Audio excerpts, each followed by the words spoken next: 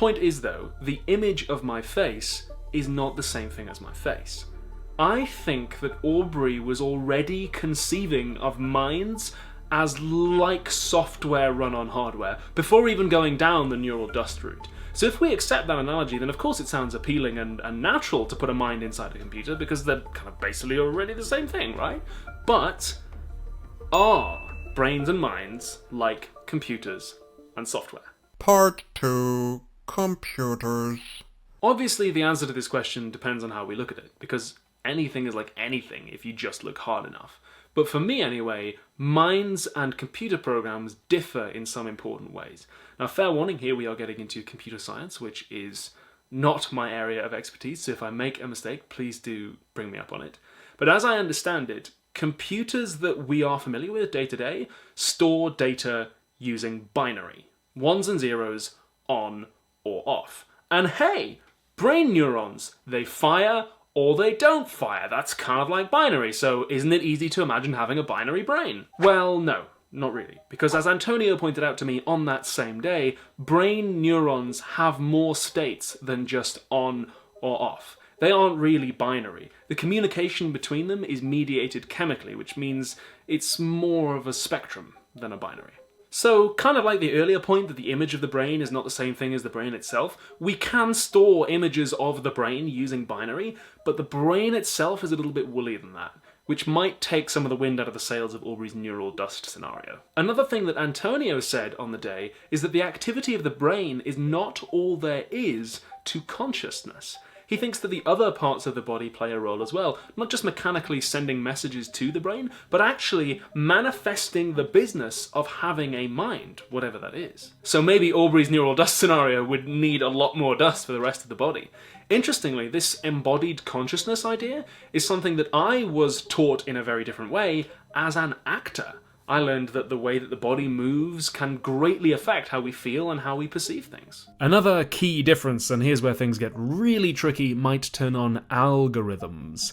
Aubrey imagined a scenario in which a simulated brain could be executed by an algorithm, but similar to my first point, something being described by an algorithm is not the same thing as it being run by an algorithm. The philosopher Herbert Dreyfus argues that minds are not governed by algorithms, however accurately we can model one using them. We could write an algorithm that described the routes taken by bus drivers, but the bus drivers themselves are not controlled by an algorithm because, he says, they don't run on ironclad rules. They can deviate when they get radically new inputs. If someone on the bus has a heart attack, if the bus station is on fire, bus drivers' brains don't crash and shut down. In order to write an algorithm that did everything a bus driver can, we'd have to think of every possible scenario it might encounter, and crucially, we'd have to tell it what kind of responses it should make ahead of time. Again, unlike a bus driver who can improvise. Indeed, some bus services, like the X78 out of Eldon Square in Newcastle, operate on absolutely no discernible rules or patterns at all. By the way, that doesn't mean that so-called self-driving vehicles are impossible. Obviously they are possible since they exist, just that they would not be the same as a human-driven vehicle. They would not have a mind, which is what's at stake here.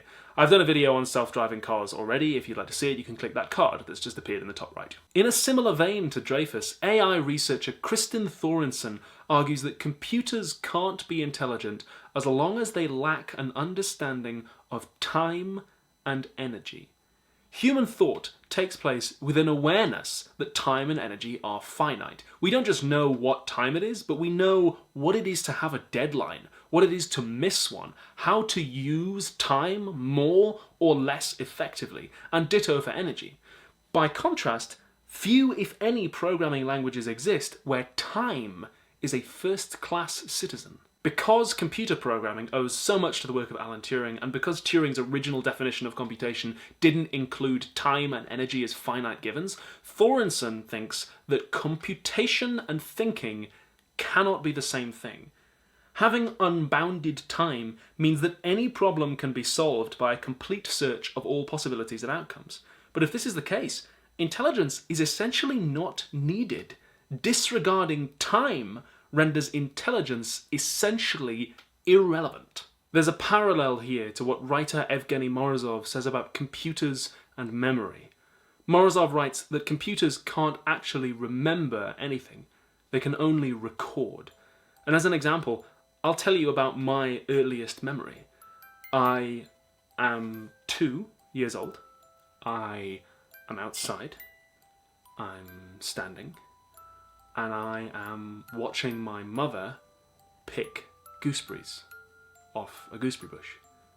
And I am aware that she is my mother. There's plenty about that episode that I don't actually recall. I don't remember what time of day it was. I don't know what I was wearing. I'm not sure what my mother was wearing, although I think she might have had a sun hat on. And that's because human memory involves selection. Some bits are more important than others. And as we go back and revisit our memories, they can become romanticized and added to in a way that computers don't do, because they record everything perfectly and store all data equally. Part 3. On the other hand, although I side with Antonio in being skeptical of ever uploading a mind into a computer, there are some things that Aubrey could come back at us with. For instance, Antonio said that because he thinks the body plays such an important role in generating consciousness, even if we got something from my head into a computer, because it wouldn't have a body, its consciousness would be so radically different that it wouldn't be recognizably me. However, the philosopher Derek Parfit has an interesting take on this. He says that when it comes to minds being the same over time, the issue isn't whether I remain identical through every transition, but whether I survive. In a lot of ways, I am very different from that little baby boy watching his mum pick gooseberries. In a lot of ways, you could say I'm not the same person as I was. I have different likes and dislikes, behaviors, memories, attitudes. And yet, I have in a meaningful way survived, even if I'm not identical to that little boy. Maybe uploading my mind into a computer would change me so much that I wouldn't be recognizably the same person anymore.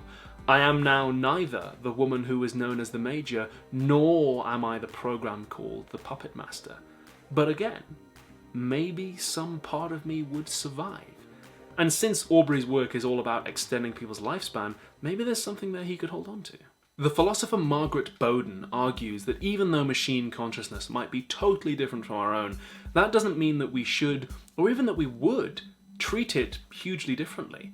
Most people believe that animals have some kind of consciousness. Certainly, I would regard killing a dog or a frog or even a spider very differently than I would regard just turning off a computer. And even though I don't think of spiders or flies as really being aware all that much, interestingly, I personally would take a negative moral view of somebody who enjoyed pulling spiders and flies apart in a way that I wouldn't take a negative moral view of somebody who just enjoyed disassembling computers. Bowden asks, is it really so hard to believe that someday we might treat machines as if they have some kind of morally relevant consciousness, even if they don't? Bowden isn't the only one to suppose this. In their book, The Man Who Lied to His Laptop, communications professor Clifford Nass and design expert Karina Yen argue, based on studies that they've done, that a lot of people already treat computers as if they were in some way alive. They say that if you ask people to use some software on a computer and then answer a questionnaire about what they thought of it, they will rate it as performing better if you ask them the questionnaire on the same computer, versus if you give them an identical software experience, ask them identical questions, but make them do the questionnaire on a separate computer. They say that on some level, we have an impulse to be polite to the computer that we just used, and not offend it to its face. So even if machines never would have minds like ours, is it really that unreasonable to suppose that someday they might become moral patients, like spiders and flies, beings who aren't moral agents like people, but who are nevertheless worthy of moral consideration? And even if they don't, even if no computer is ever more aware than rocks and stones, alchemists used to try to turn lead into gold, and they failed, but they learned a lot about chemistry. A Chinese man called Wang Hongcheng once scammed a whole bunch of people into believing that he could turn water into fuel, and as a result the Chinese government decided to invest more in science education. Failure can sometimes be very instructive. So maybe trying and failing to put our minds inside computers might tell us an enormous amount about machines and about ourselves. And where does the newborn go from here?